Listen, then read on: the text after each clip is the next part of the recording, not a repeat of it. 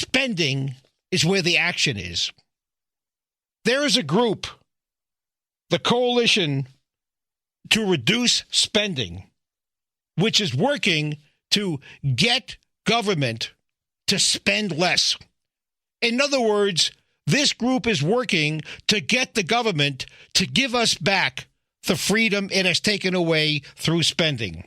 And to join me on the show to explain the insidious sickness of excessive government spending, I'm happy to welcome Jonathan Bydlak. Jonathan, welcome to the show. Jonathan is the president and the founder of the Coalition to Reduce Spending. Jonathan has worked with the Ron Paul 2008 presidential campaign. He is in the thick of the political system. He's been in the financial services industry. He's been involved with hedge funds. He knows his stuff. Jonathan, welcome to the show. Thanks a lot for having me, Bob. I appreciate it. Now, Jonathan, do I overstate the issue of spending and how, in a very stealth but meaningful way, it deprives us all of our freedom? No, I think you hit the nail on the head. I think we're in a situation today where people are starting to realize the things that you were saying. If we kind of rewind back to 2005, 2006, the economy is going and humming along just fine. And you had someone out there saying, look, we need to reduce government expenditure. That really wouldn't have been taken that seriously, or people wouldn't have really didn't have that much concern, because what was on their mind was not wanting to upset the apple cart. And now, of course, you fast forward past 2008, past 2009, and people are looking for answers, right? The economy's not doing well. Everyone knows it. We know that we're having this supposed jobless recovery. And so there's this sort of outstanding question: why are we seeing the economic problems that we're having? And so for the first time, I think, as long as I can remember, people are sort of concerned, not just about spending, but also the borrowing that we undertake to finance this level of spending. And so that conversation is sort of shifting from what you were talking about earlier, which is the focus strictly on taxation, to the spending side of the equation. So, I think as long as we continue to have these sort of economic maladies that we've had for the last, 4 or 5, going on 6 years now, that question is going to be out there, and people are going to be looking for answers and ways to sort of rein in, a government that has been spending beyond its means and ultimately, harming the little guy. Well, of course, spending beyond its means is an interesting concept, because its means are unlimited in the sense that government can always tax more. So government has no means by which to measure the amount it spends. And I know your organization agrees with this, but the level of spending should not be driven by how much one can tax, which is the means, but rather what is the appropriate use of government money. More specifically, when one lives in this society we live in, we all have drawn conclusions about somebody's personality, temperament, and values from how they spend their money. How people spend their money tells us something about themselves. If somebody is ostentatious by your standards, if they squander money by your standards, you will draw a conclusion, for whatever it's worth, about that person. Well, the same is true of governments. Look at how we spend our money, and that will tell you the soul of who we are. And look at how our government spends our money. Wastefully, wealth transfers, compromise of private property, all of which we'll get into in the show. That tells you a lot about our government. And for many of us, certainly myself and my libertarian friends and many others, conservative Democrats and Republicans, we find that to be not the kind of government we want to live in. Now, apparently, this subject has already gotten people awake on this lazy Sunday afternoon. And Jonathan, we have callers already. So I'd like to hear from Jonathan, one of our callers, Bill in Novato. Bill, are you there? Wonderful. Thank you. Bill, welcome to the show. Actually, What's on your mind this afternoon? Thomas Jefferson, you guys brought it forth when your earlier promotion for the show. It's a quote.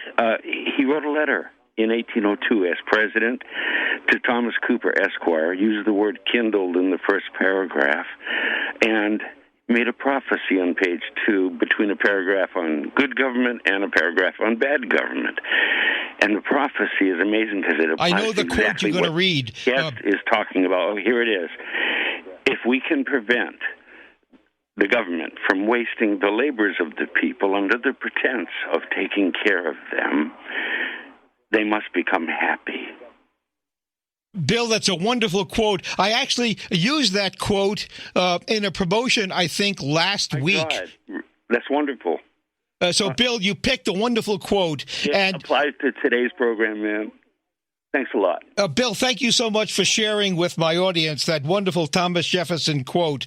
And, of course, Thomas Jefferson railed against a government which takes from anybody the fruit of its labors solely to give it to somebody else, what we now call income transfers. And that is, of course, a big source of government spending. Now, Jonathan, tell us about your organization and what you have said about, what have you established as your mission? Why are you out there? Yeah. So, I actually want to respond to what you and the caller just touched on. I think that the problem actually goes even beyond what you were just talking about. I think that the people are generally have awoken to the idea that government spends too much. I think the problem is that they don't really know what to do about it. And a lot of times, the reason that we see the political outcomes that we see are because the incentives of the actors who are taking part in the political system aren't really aligned with the incentives of individual voters. And so, you just talked about, how, politicians end up going and getting money back from the same sort of special interests that are, that they're giving benefits away to. And I think people recognize that. The problem is, of course, that they don't really know what they can do about it, right? If you're the average citizen, there's only so many things you can do, right? You can lobby your congressman, you can call them, you can write a letter, or, of course, you can vote. But, you're just one vote of many. And so I think this is the same reason why we see so many people who turn off to the political system. It's not that they don't necessarily care about the political system. It's not that they don't necessarily understand sort of why things are occurring as they're occurring. I think it's really just because they're throwing up their hands. And so that's sort of the motivation for our organization. We are trying to give voice to what I think is a large segment of the American population who sort of understand these issues but don't really have anything that they can do about it. And so the sort of the overarching goal is to make this an issue that, not just talked about, within people who sort of understand the issue, but to really make this a mainstream issue that's being talked about on, NBC Nightly News. Jonathan, and I think that, that's it's so important that you made that point because while us regular folks are going about our lives, socializing with our friends, enjoying our family, going to work, enjoying our leisure time, there is a group out there who is working while we have our guard down. They are working like lasers, focused to get the government to spend our money for them. And there's no equivalent lobbying group that says with equal laser-like focus, stop the spending. So you are doing exactly what is so needed in this country, which is to collect the individual voices of us people who have lives. And we cannot spend our time sending emails to representatives who will not listen anyway because our emails are not accompanied by a check Therefore, we don't get listened to, but you give voice to all of us who know it's bad, but have no way to stop it. And it is sort of like I hate the word collective, but it's the collective power of all of us when none of us have power individually. And I felt totally powerless. Bob, I don't think there's any problem with the collective as long as it's sort of privately organized. And I think you're right. From an organizational perspective, if you think about the sort of the groups that people fear, the groups people care about, there's a reason people talk about the NRA. There's a reason they talk about the ACLU, and it's because their mission is very focused. And they accomplish that mission very effectively because they sort of hone in like a laser. No one's really done that for the issue of reducing government spending. And so that's sort of, I think, the opportunity that we have here. And now, Jonathan, we have another caller who's been waiting patiently. We have Alan in San Rafael. Alan, good afternoon. Welcome to the show.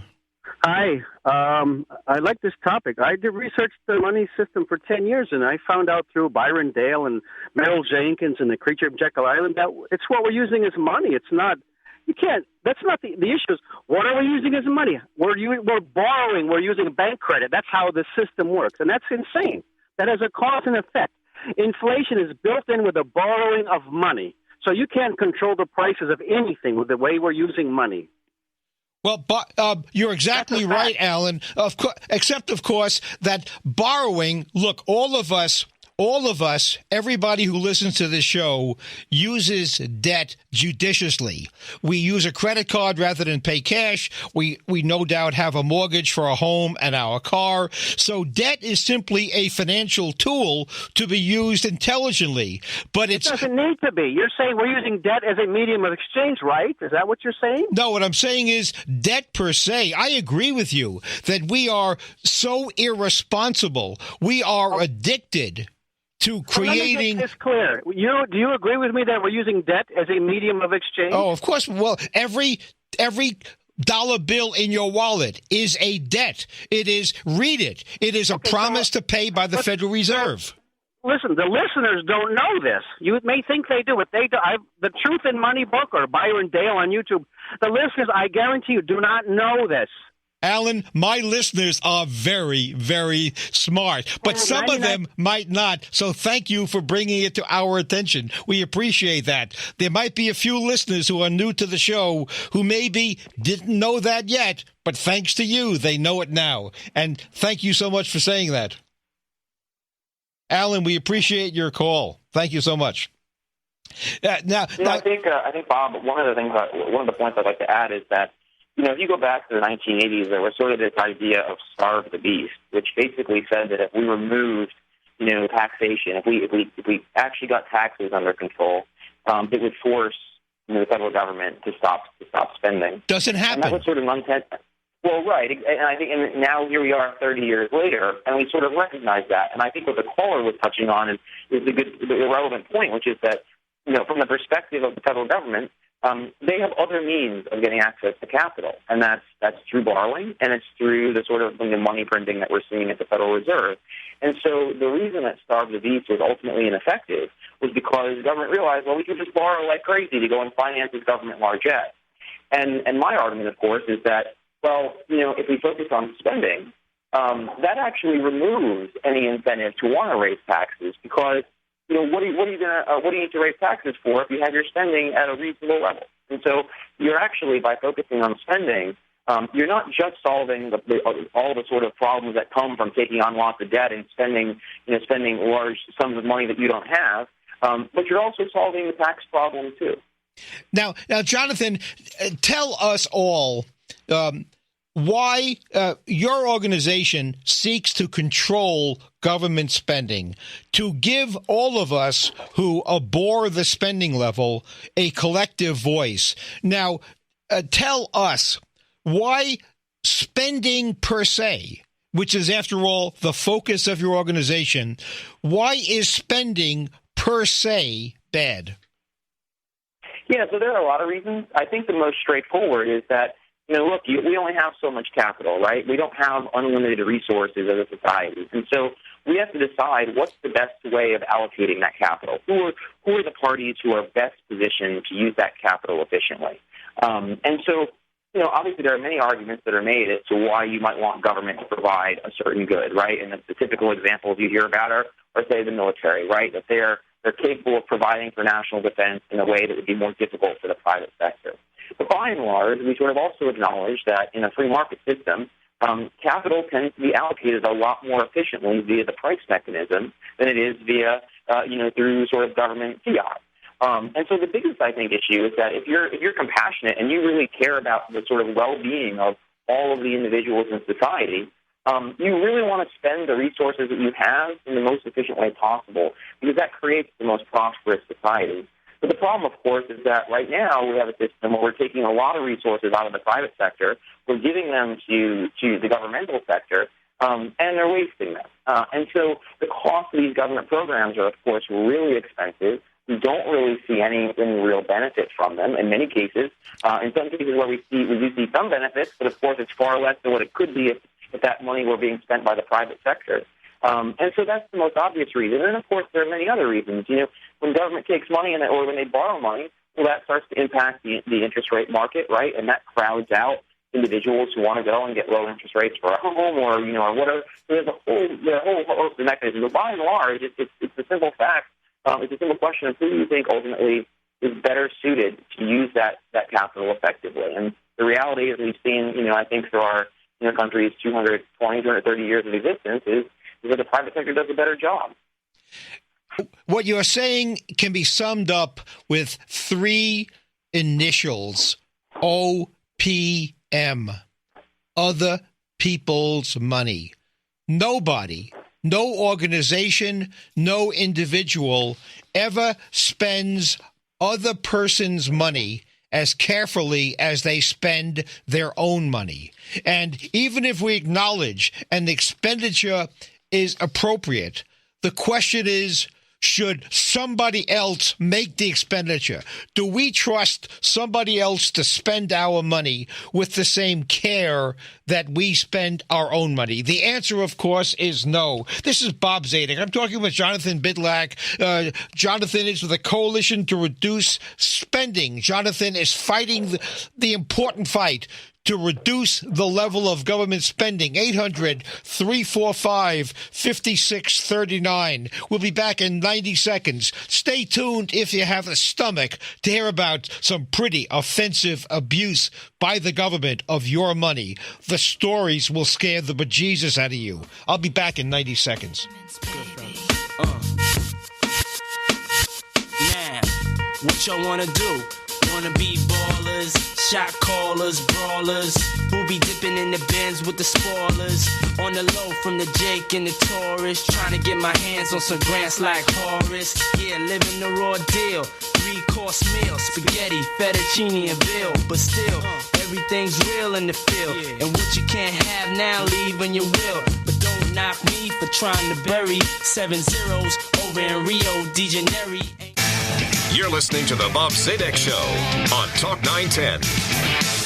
Get your pinky rings with diamonds in them. Dress you how I like. Put you in and fly designer To the Bob Zadek Show. I'm your host, Bob Zadek, every Sunday at noon at Talk 910. Thanks so much for listening. We are the only live libertarian talk radio show on the air all weekend. Yes, you found the spot. Thanks so much for listening. We are the show of ideas, not attitude. Stuff, not fluff. I'm your host, Bob Zadek.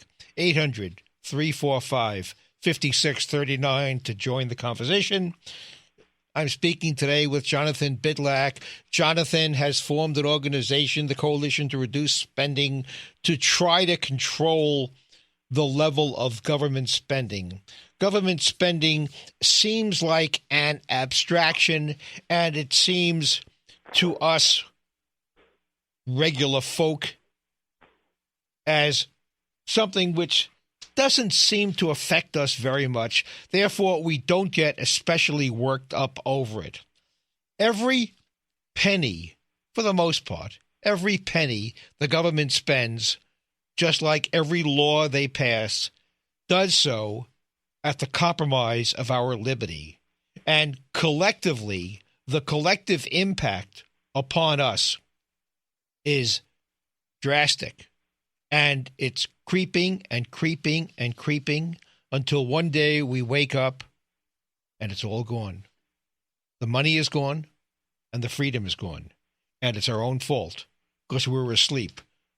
And we will find ourselves guilty of the same mistake that the voters of Detroit suffered when they voted in administration after administration after administration of corrupt politicians who spent and spent and spent on their buddies. And the citizens of Detroit wake up one day and the party's over. It's all gone. And it's their fault. Well, when that happens to us, it will be our fault. Because as voters, we didn't say enough. We didn't say stop the spending. And Jonathan's organization is the organization, the only one that I'm aware of, that will give us all a voice and is making progress and getting government to understand that we've reached our limit. Jonathan, what is the mechanics? How do you go about getting government to understand that there is a large, dare I say, silent majority out there who is saying enough spending? We want our freedom. We want to keep the fruits of our labors. It's my money. I earned it honestly. To use an offensive phrase, I have played by the rules. Do not take my money and spend it so you can stay in office. Jonathan, what is your method of giving us all a voice? Yeah, so, we talked earlier about a little bit about incentives, and I think if you really want to see spending reduction actually occur, you have to see a change in the incentives of the people who are in office. And, of course, a lot of people sort of think about politics, and it's sort of, I want to vote for that guy or I want to vote for the other guy. And, of course, when they get into office, and as we all know, they end up oftentimes voting for the same big spending bills that they said they were opposed to when they were running for office. And so I think that the first step is really starting to put people on the record in writing in a way that up to this point they really haven't. And so, you have people who run and they say, I'm a fiscal conservative, or I'm a limited government, guy. And then, of course, what does that mean? What we're trying to do is say we're going to define very clearly what that means. And we're going to get them to say, to literally sign in on paper and say, these are the ideas that we support. So that then, if they get into office and they vote, to the contrary of what they said when they were running, you actually have a way for the media and for activists and press and voters to basically say, look, this is what you said when you were running. Now you're voting against that. And so I think that, right now, the political system is such that, it's kind of like guys who go on financial talk shows and they, 1 week they're saying the housing market's going to go up. The next week they're saying the housing market's going to go down. Who really checks those predictions? Who really holds them accountable? They can kind of just say whatever they want. The same sort of thing happens with people who are running for office. And so I think that the first step is really creating an accountability mechanism. And so what we've done is we have a pledge that we get candidates and we get elected officials to sign that basically says two things. The first is that they're only going to vote for budgets that are shown to balance. And the second, and the more important part, in my opinion, is this idea that they're only going to spend money on things when they cut spending elsewhere. And so the idea here is that, look, everyone has different things that they want to spend money on in government. Fine. But if you want to spend on this program or that program, what we're saying is just recognize that you should cut something somewhere else. I'll set that. That's a pretty radical idea in the context of Washington. It's probably not a pretty radical idea in the context of most of your listeners, or really in the context of most of the American people, because most people have to balance budgets regardless of what party they're in. And they recognize that, if I can't spend too much beyond my means. Jonathan, so the idea here is to start getting politicians to think of government spending in terms of trade-offs and create a mechanism by which voters can actually hold them to their word. As you described what you're asking elected officials to pledge, it seems to be if you're going to spend $1, save $1 somewhere else. That doesn't reduce the size of government, but rather locks it in at this level so it doesn't get higher? Isn't the goal to reduce the spending and reduce the size of government and get government to make some choices in terms of how it spends a declining dollar? Everybody in this country has, at one time in their life, said, I can't afford something. I have to give this up. I love it. I got to give it up because I can't afford it. Government never does that because they have an unlimited honeypot, which is us. Now, how do you Absolutely. go about reducing the size of government as opposed to locking it in at today's levels? Right. So the pledge is sort of like, if your listeners are familiar with Grover Norquist's tax pledge, right? Grover's pledge doesn't say, we're going to advocate for tax cuts. What it says is no new taxes, right? And so in our context, it's kind of analogous, but we're saying no new spending. Now, a big part of the problem, of course, on the spending side is that a lot of the expenditures that are, blowing out the budget are things that aren't even being voted on, right? And so we talk about Social Security costs, we talk about Medicare, Medicaid, and a lot of the entitlement programs. These things are not being voted on from year to year, and the spending is just ballooning because, of course, healthcare costs are ballooning. Like I said, the first step, I think, is starting to hold people accountable. The second is really showing that there's a substantial amount of support from the average, American citizenry. And so we're starting now to work, for example, on putting together coalitions, much in the way a presidential campaign would put together a coalition, showing that, look, there are progressives for reducing spending, there are seniors for reducing spending, there are conservatives for reducing spending, there are libertarians, there are Californians for reducing spending. To basically show them that there's dramatic support regardless of income level, regardless of political persuasion, regardless of geography, regardless of occupation, and then to really start to activate those people. And so that's of course the biggest challenge of all. But you've seen this model be very successful with some of the groups that I mentioned earlier, like the NRA or the ACLU. But that has to all be built from the ground up to basically create the sort of fiscally responsible interest group. It's interesting how when you talk about reducing spending, every time the conversation comes up, we hear sensible people in government become apoplectic. And remember back to the sequester. Now, the sequester reduced $85 billion from the budget, allegedly across the board, and it was irresponsible. Remember, does anybody even remember what we were told about what would happen with the sequester? Now, to refresh your memory, Raymond, play the Lindsey Graham soundbite. This is Lindsey Graham telling us several months ago what will happen with the sequester. Raymond? It would decimate our defense. It would cripple us in terms of our ability to protect this nation. It would be it's a ship without sailors. It's a brigade without bullets. It's an air wing without enough trained pilots. It's a paper tiger. We'd be shooting ourselves in the head. Shooting ourselves in the head? Now, Lindsey Graham is allegedly a sane, rational person. Did you hear what he said about the effect of the sequester? We're going to shoot ourselves in the head. This is how, and he's allegedly a conservative. And this is how the government class reacts to any threat of reduced spending, as if we're down to the bone as it is right now. And whatever the baseline is, to reduce it from whatever baseline we're at, is we are predicted total disaster. Has anybody out there felt their life altered in any way whatsoever by the sequester?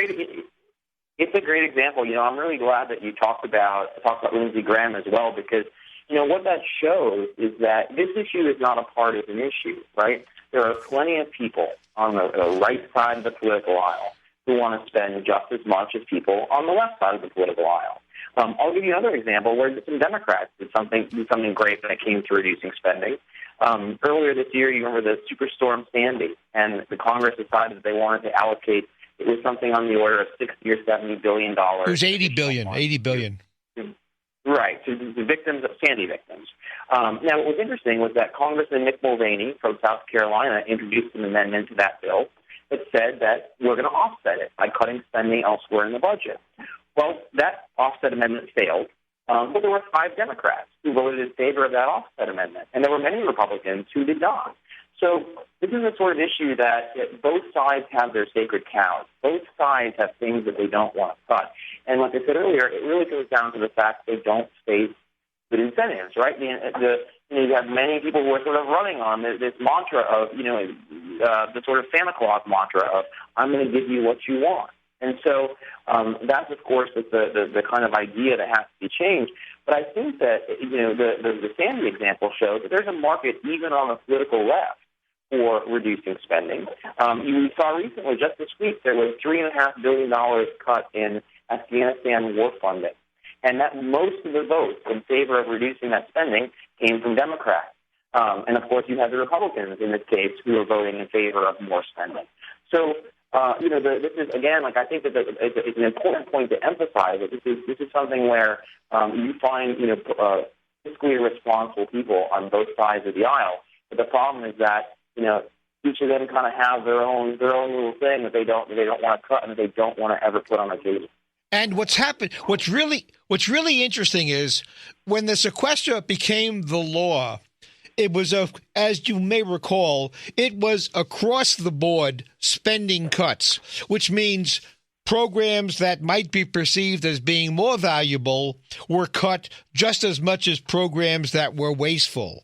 And there was a lot of complaining about that.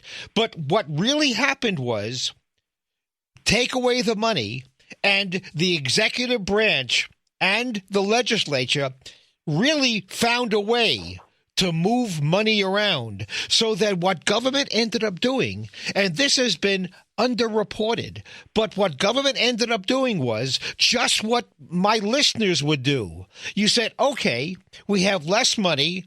What should we cut? And they didn't cut armed services. They cut civilian support staff in the military. They in effect exercised, the word may seem strange in this conversation, they exercised judgment. So take away the money, and the good people in government will adjust and just keep on sequestering government down. Even if the spending cuts seem to be across the board, they ended up not being across the board. And people will make adjustments.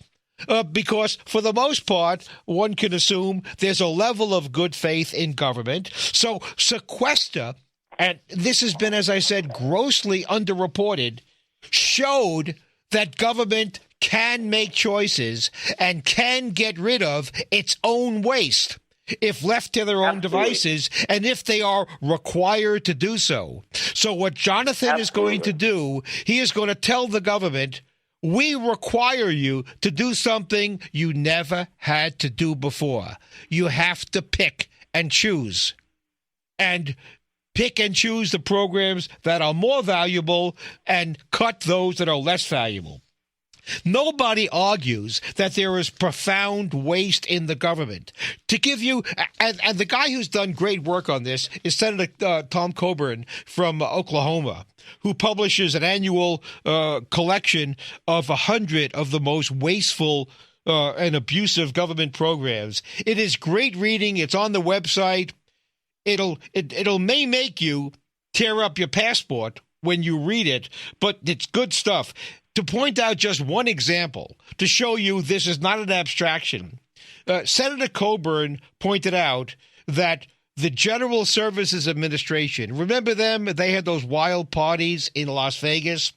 They spent $24 million on, get this, typewriters, and trophies.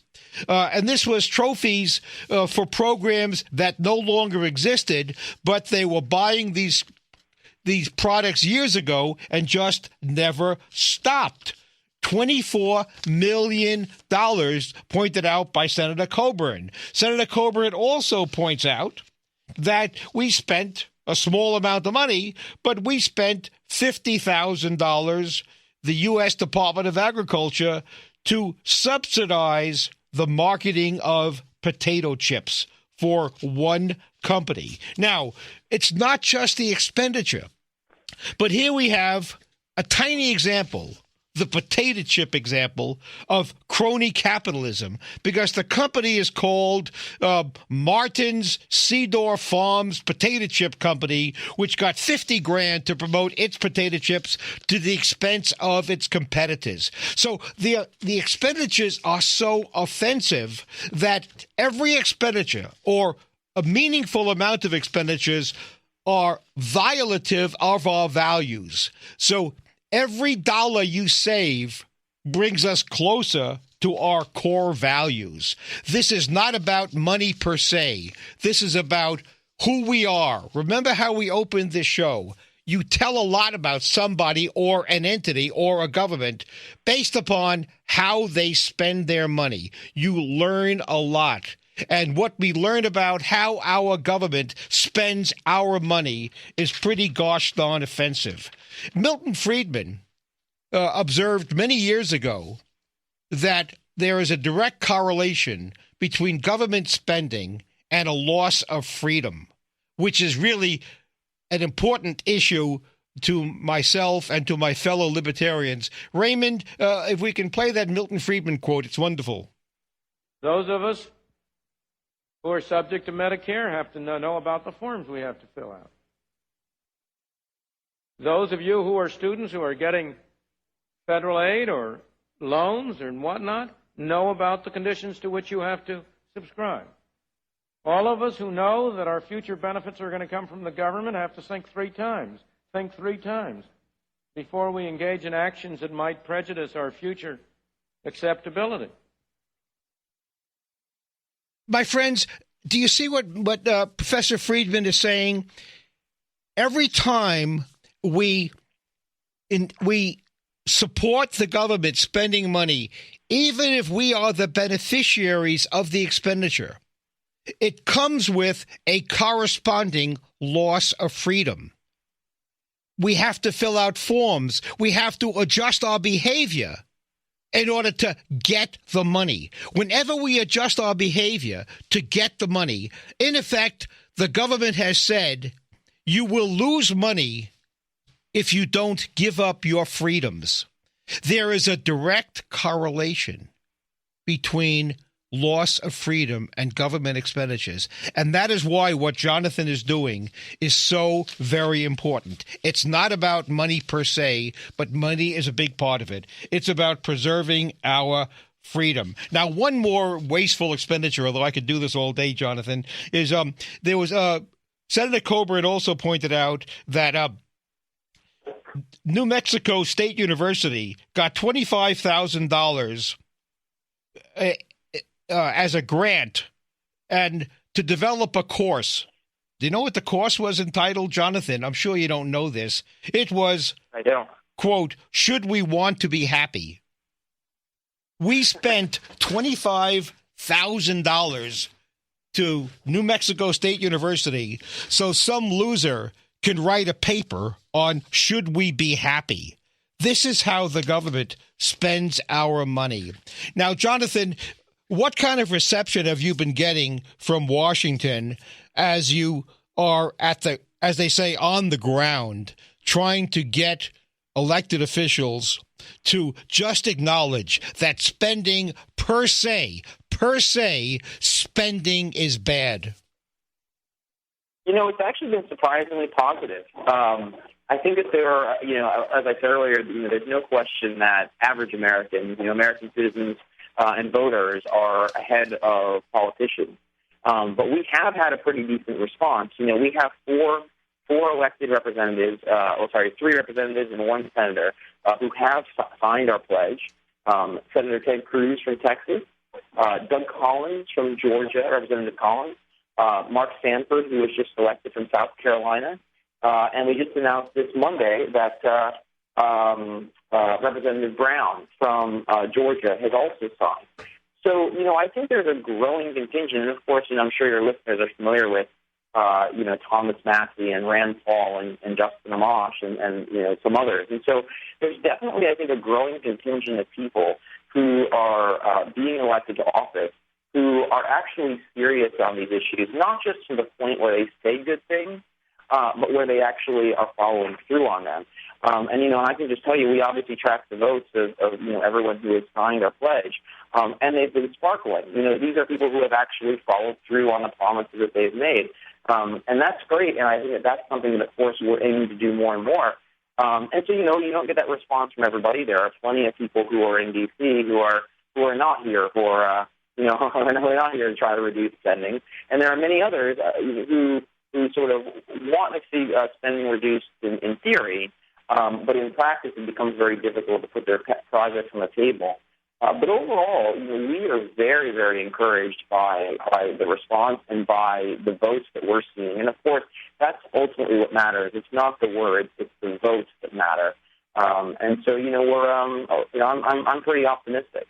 And the trouble is, what Jonathan is up against, and why it's so important for us to support his organization. Here's what Jonathan is up against. Somebody sits down in an elected official's office, a member of Congress or a senator, and says, we are prepared to support your reelection campaign materially with money if you can get us a economic favor, whether it's a potato chip grant or a ethanol support or support for banking or low interest rate. We will give you meaningful support. Well, the senator or the member, being mindful of their own need to survive, will respond favorably. After all, that senator gets to, in effect, get money for his campaign by giving away our money. So that is a very tempting, if not no-brainer. On the other hand, nobody sits in a senator's office and says, we will economically support your campaign if you reduce spending. So the trouble is, in the very, very corrupt, not in a criminal sense, but in a politically sick sense, the system is so stacked against reducing spending that it is so important for us to support organizations like Jonathan's. Now, Jonathan, tell us how my friends can find your organization, how they can locate you, and what they can do to help. Sure, absolutely. So our website is www.reducespending.org, so simple enough to remember. There are plenty of ways to get involved. We are always looking for new candidates who might be willing to sign our spending pledge. So, they can definitely send us a message through the site for people that they would recommend. They can help us reach out to candidates that they know or that are running in their district. Obviously elected officials as well. They can contribute financially. That's always extremely helpful to our organization. And we are sort of in the process now of building a public membership program as well. And so we're going to have a lot more sort of ways for people to get involved that's going to allow people to very easily write letters to the editor and sort of engage publicly and voice their support. So, I encourage everyone to go to reducespending.org, sign our voter pledge, which is another great thing for people to do, and show their support. And only by reducing spending can we increase our freedom. Freedom is too valuable to allow to be frittered away, so that we are forced to affect our behavior in order to get money from the government. The government they buy fealty from us by holding us out dollars. Behave in a certain way and you will get money, and we can exercise, using the dollars, exercise control. This is not about anybody out there wanting to have another $100 in their pocket to spend for their own pleasure. No, it's about something far more dear than the money. It's about protecting our freedom, and only by reducing spending can we do that. Jonathan, Jonathan's organization is so important. The country is dependent upon us. Jonathan, thank you so much for sharing your insights and for all the good work you are doing.